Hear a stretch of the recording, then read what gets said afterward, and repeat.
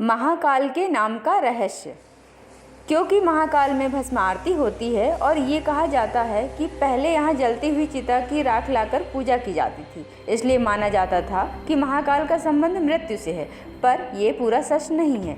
दरअसल काल का अर्थ मृत्यु और समय दोनों होते हैं और ऐसा माना जाता है कि प्राचीन काल में पूरी दुनिया का मानक समय यहीं से निर्धारित होता था, इसलिए इसे महाकालेश्वर नाम दे दिया गया। दूसरा कारण भी काल से ही जुड़ा हुआ था। दरअसल महाकाल का शिवलिंग तब प्रकट हुआ था जब एक राक्षस को मारना था। भगवान शिव उस राक्षस का काल बनकर आए थे और साथ ही साथ अवंती नगरी, जो कि अब उज्जैन के नाम से जानी जाती है, के आग्रह पर यहीं स्थापित हो गए थे। ये समय यानी काल के अंत तक यहीं रहेंगे, इसलिए इन्हें महाकाल कहा जाने लगा। भस्म आरती को लेकर भी है एक रहस्य। भस्म आरती की कहानी शिवलिंग की स्थापना से ही देखी जा सकती है। दरअसल प्राचीन काल में राजा चंद्रसेन शिव के बहुत बड़े उपासक माने जाते थे।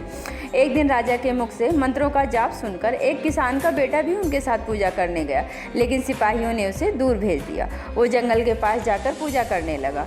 वहाँ उसे एहसास हुआ कि दुश्मन राजा उज्जैन पर आक्रमण करने जा रहे हैं और उसने प्रार्थना के दौरान ही ये बात पुजारी को बता दी। ये खबर आग की तरह फैल गई और उस समय विरोधी राक्षस दूषण का साथ लेकर उज्जैन के विद्रोही उज्जैन पर आक्रमण करने की योजना बना रहे थे। दूषण को भगवान ब्रह्मा का वरदान प्राप्त था कि वो दिखाई नहीं देगा।